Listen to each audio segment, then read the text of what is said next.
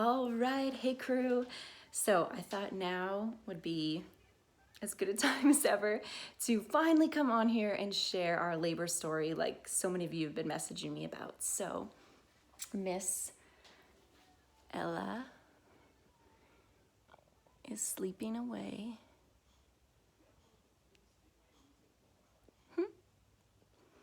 So I thought now would be perfect time to prop you guys up and share how things went down.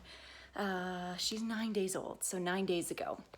So just let me prop you up on my couch. I'm just sitting on the floor. Ugh. Her due date is actually tomorrow. And Steven's sister, thank you, Amanda. Steven's sister has not had her baby yet. She's due 2 days before me, so she was actually due yesterday. And Ella was due tomorrow. Okay, I think that's okay. Right there, you guys can see me. Yes, okay. So, I think that's okay. Yes. Lighting's kind of weird. Oh, girl, due date today. Baby will come, girl. Hey, Amanda. All right, so let's start back at, you know what, I think my lighting, there we go. Maybe I'll sit up here. That'll be easier. You guys can actually see me. So, yeah, that's a little bit better. So let's start back because everything kind of got started last Friday. Hey guys. Oh, Steven's texting me. She is still sleeping. I'll text him back after. So everything kind of got started last Friday. So she was born on the Sunday at 4:43 a.m. So that was the 12th, 11th, 10th. So Friday the 10th, we went to Regina for our week 38 appointment. And once we got there, you know, she's like, is everything good? All that stuff. And I said, yeah, like no concerns, feeling good, no problem. And she said, okay, do you want me to do an internal check and just see if you're dilated or effaced or anything? I said, well, it doesn't really matter to me. Like, what do you recommend?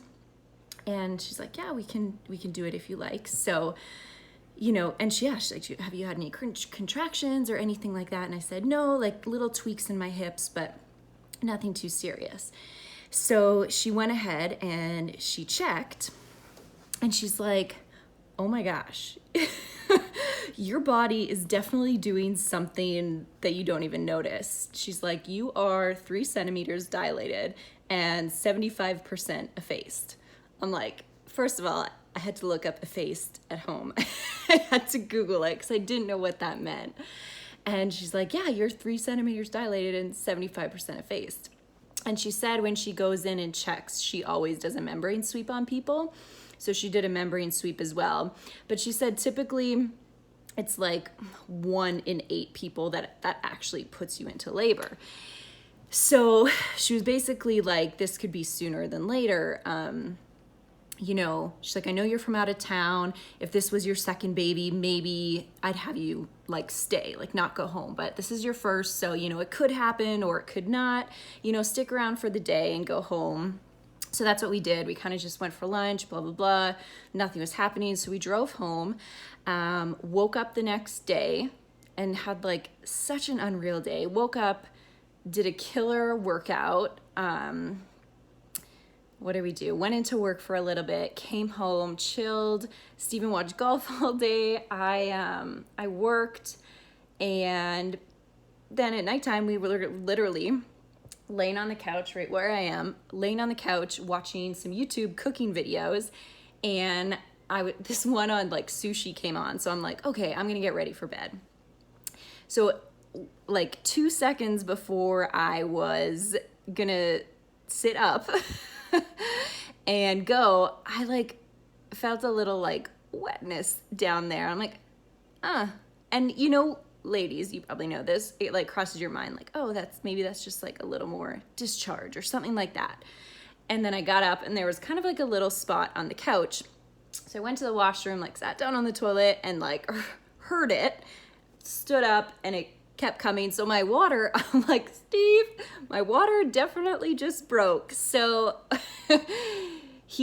our bags were for the most part packed, thank gosh. I had a couple things on my list. I'll show you guys my list later. Actually, it's on my website, morganrieger.com, on my free pregnancy guide.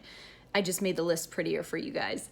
But I had a few things. So literally he had the car packed in 2 seconds. I ran around with no pants on with like a towel between my legs. And we were in the car within like 8 minutes, I think, on our way, because we have a 2-hour drive. So we got in the car. We got in the car and we called my parents, because my mom was at work working nights. She's a nurse, and she left work and they were following us, and she packed like scissors and chip clips and stuff in case, like, who knows how fast labor is gonna go. So it was nice to have her behind me, just knowing that she was there, and she's delivered babies before. Called Steven's parents. They got on the road and followed behind us as well. And it couldn't have worked out better, because actually when we came home Friday, we got stuck in construction coming home for like an extra hour. So we thought, shoot, if we end up having to drive to the hospital during the day, this is not going to be good. So thankfully, it was at nighttime. It was about like 10 o'clock, like I said, when we left Melville to start our 2-hour drive. So the construction was not going on, because I thought we actually, like, if that happened again, would not be good. Like, we'd have to we were thinking about calling the city halfway through, the police, and like saying like, we're coming, like, could we get a police escort through this construction? But anyways, that didn't have to happen. What did happen was like 5 minutes out of town, our oil light goes on and saying, we're at the minimum oil level, please drive to a service station. We're like, what? Like, this couldn't have happened like today, like earlier on in the day. But anyways, we kept driving, and we got to the hospital. Steve made pretty good time. My mom was texting me. She's like, do you have any contractions? I'm like, I don't know. And then halfway getting to the city, I like started feeling a little crampy, and I started timing them on the app, this contraction app I downloaded, but it didn't make any sense. So they really tell you like you should have a contraction for 1 minute and then have 5 minutes off and do that for an hour. That's typically when you go to the hospital. But like I was timing them and they were like 30 seconds long or 45 and like 2 to 3 minutes in between. So like I really didn't know. But they weren't painful. They were just like a little crampy. So we got to the hospital, parked. I was like ass naked in the parking lot, threw on my pants. We grabbed our stuff. It was like a Saturday night, so Emerge was a little interesting, but we walked into emergency. Thankfully, nobody was in line or anything. Checked in with this lady, and she's like, yeah, are you okay to walk? I said, yeah, I'm fine. So she guided us to the labor unit. So we headed up there, and they kind of put me in a consultation room, like before you actually go to a labor room. And they had a lot of births that night, so they said, you know, a labor room isn't ready yet, but we're gonna check you in here, like make sure your water actually broke. I'm like, it definitely broke.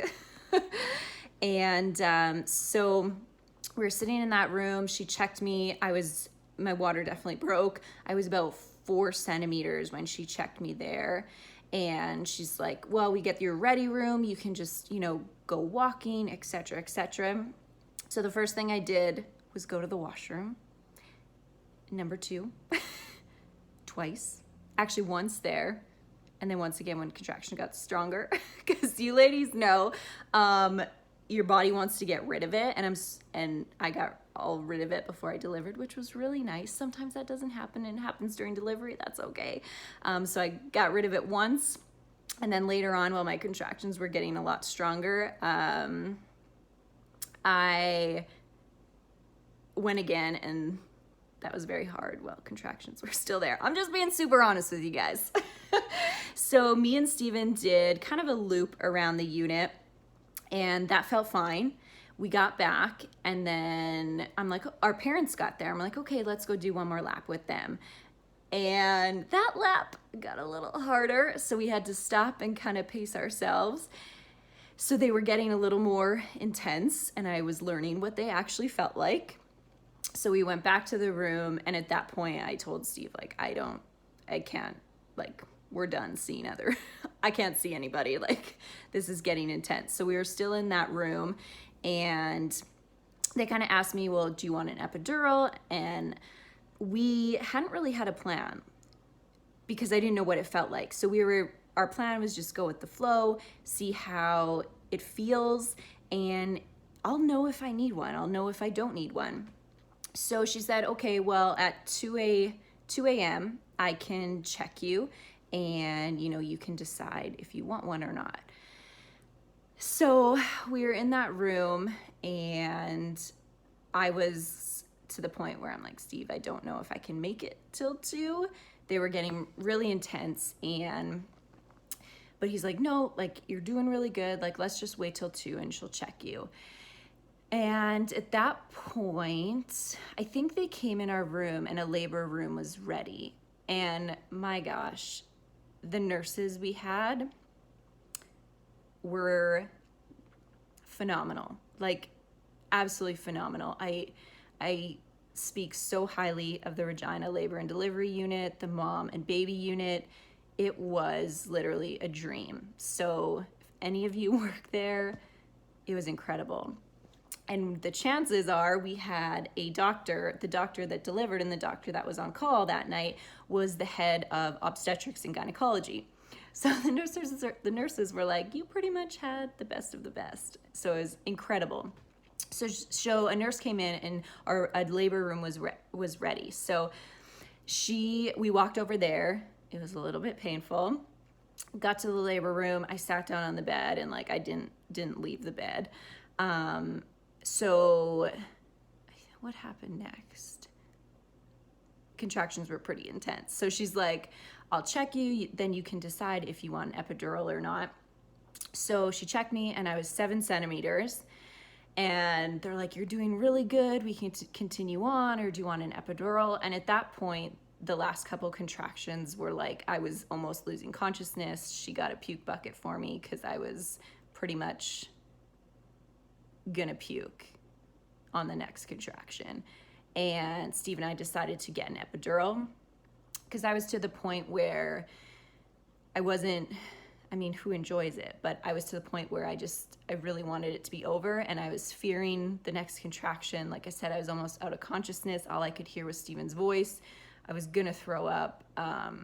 So I was just to the point where I made the decision, and I am 100% so happy with what I did. I got to feel and experience up until that point, and that's exactly what I wanted to do. And after that, I knew, I said, this is for me. I would like an epidural. And so he came very fast, the anesthesiologist, and he came in, of course, talked to me, read all the things. He was so calm, but inside I'm like, please move faster. Please just put it in. Stop talking to me. Stop talking to me. But I kept my cool.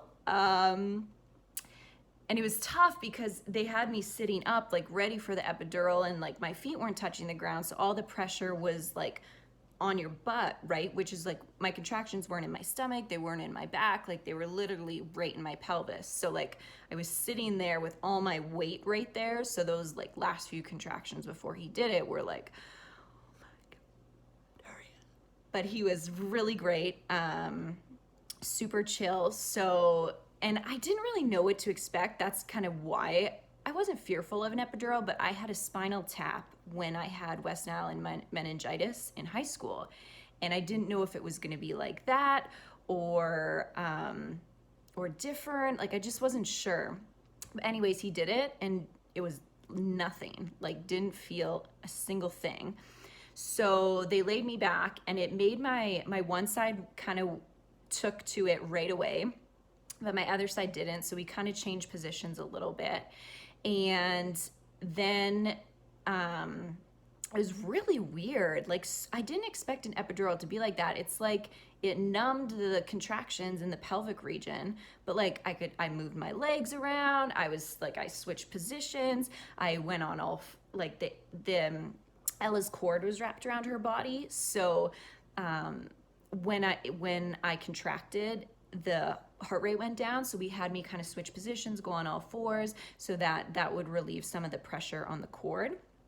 And it was crazy. Like, I had no idea that like legs moved, everything moved. Like, it was just so weird. But anyways, at that point, I stopped shaking, because I was shaking from the minute my water broke until the epidural. Like, you know when you shake when you get a fever, that's exactly what it was. Like, I couldn't stop.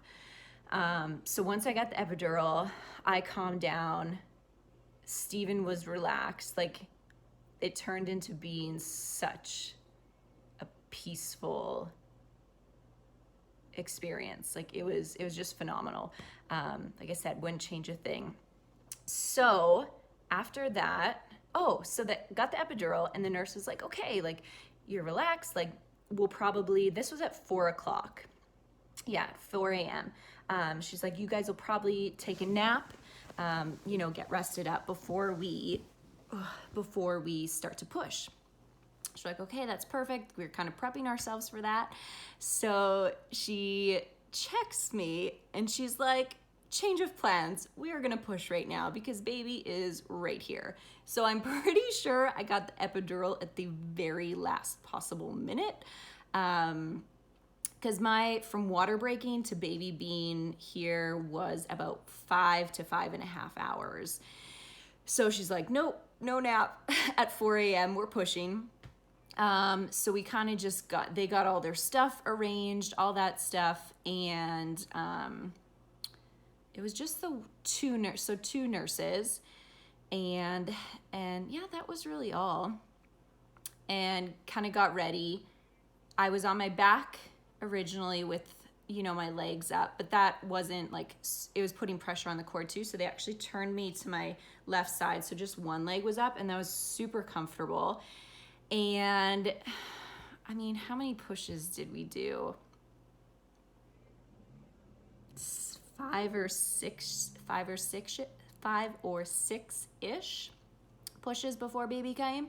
So I had the two nurses, and then they called the doctor in on just the last couple pushes, and she had a resident with her. And then the head nurse came in, and that was all that was in there. And it was just, like I said, it was so calm, so quiet, so smooth. Like, the doctor didn't really say anything. It was just the one nurse kind of telling me when to push. But I could still feel it. She's like, you feel the contraction coming? I said, yeah. And so we'd push on those, and I kind of got the hang of it to like push the right way. And baby Ella came, and I had what did they call it? A 1st-degree tear. So the smallest tear. So I think I have like 1 stitch. And Ella came. She was, it was funny. Her head was like partially out, and she was like, kicked me on the inside, and then all the nurses saw it and just started giggling. It was like she was like flutter kicking her way out, and they put her on my chest. And I mean, I don't know what else happened down there after that. They did everything they needed to do, and she was crying right away. She wasn't that like covered in stuff. She wasn't super like bloody or that white stuff at all. She was actually like really clean when she came out. And after that, I mean, you moms probably know it's a little bit of a blur, but they deliver the uterus, and we delivered the uterus, which again, didn't really feel. Then I think they did the 1 stitch or whatever, which was super quick. she pressed on my tummy a lot to get a lot of the blood and all of that stuff out. And then they weighed her, measured her, gave her the vitamin K shot, and also they did a sugar test, and that was just because she was right on the line of, so 514, so they did a sugar prick in her heel to test her blood sugar, just because she was smaller. She was right on the line of like not doing the test, so they don't do it for bigger babies, but she was kind of right on the line. So they did that test. She didn't like that too much, because if you ever had your blood sugar taken, it's a pretty intense prick, but she had that on her heel. And then she had me go to the washroom, which, I mean, I could walk right away after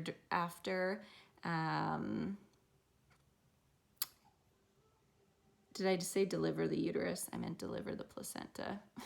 The placenta, not the uterus. When she took me, we went to the washroom. Like I said, I could walk right after. And then after that, we got in a wheelchair. And we put Ella in the bassinet rolly thing, and we met up with my parents right outside, and we went to the mom and baby unit.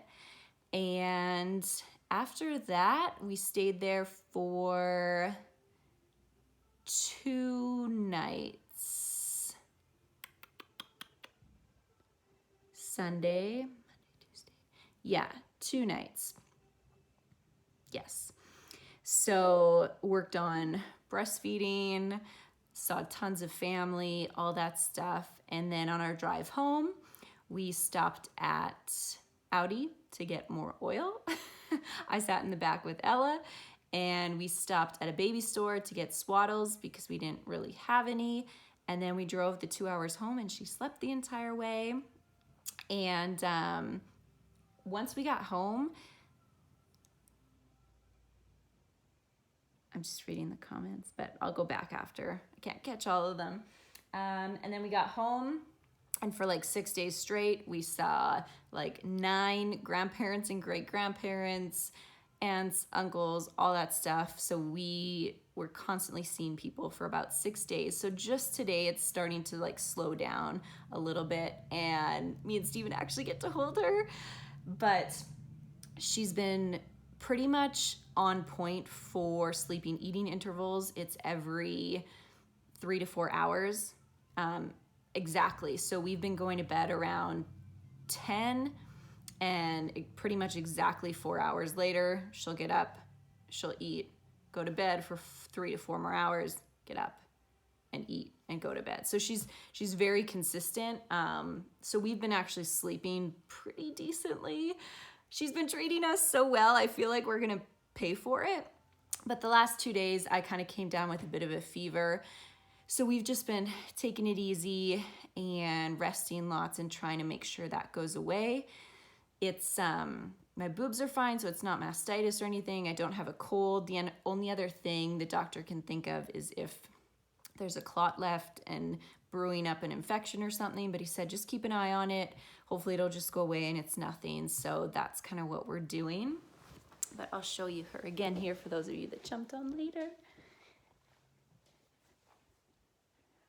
She is just sleeping away. And both these blankets were made by great grandma. I know some of you messaged me about where we got our blankets from, but these two were made by great grandma. And we got all of our flowers.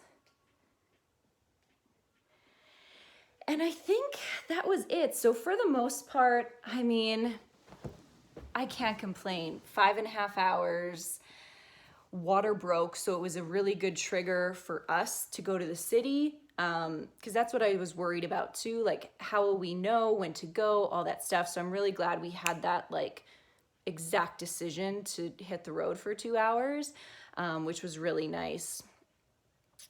Thank you so much, you guys. You're amazing. So glad that happened.